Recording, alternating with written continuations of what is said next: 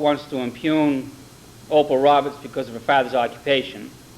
Secondly, I do believe that, particularly if the court or anybody or the school board was to make a negative decision relative to Opal Roberts speaking because of a religious issue such as her father's occupation, that would be a violation of the First Amendment, and would be the other side of the coin that we're worrying about with this issue.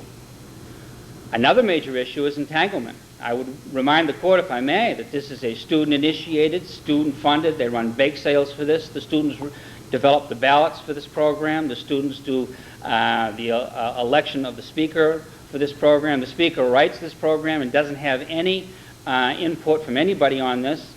And I would also suggest that this is no different than if the school valedictorian or the school salutarian was to make a religious... Counsel, if Opal Roberts does intend to deliver a religious message, and after SLIP was voted in, or after the students voted to have an invocation, but before she was chosen as the student, the period of time between the two votes, and she went around and campaigned and told people that she intended to deliver a religious message because she thinks religion belongs back in graduation ceremonies, do you think SLIP would be unconstitutional under that hypo I just gave you?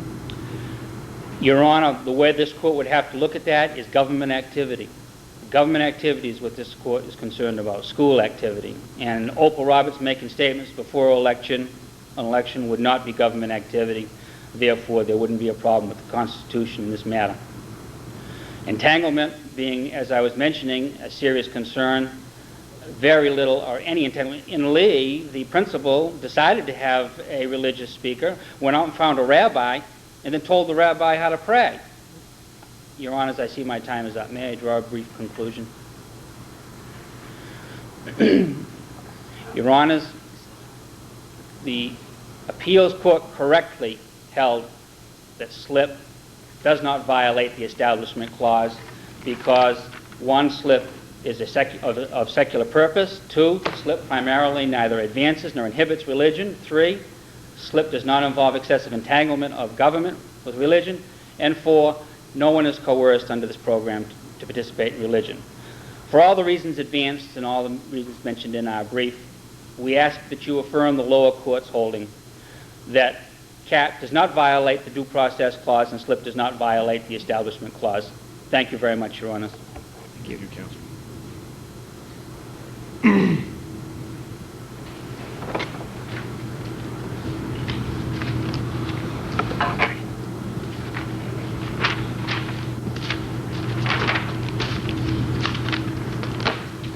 If I may have a moment to respond to my opponent.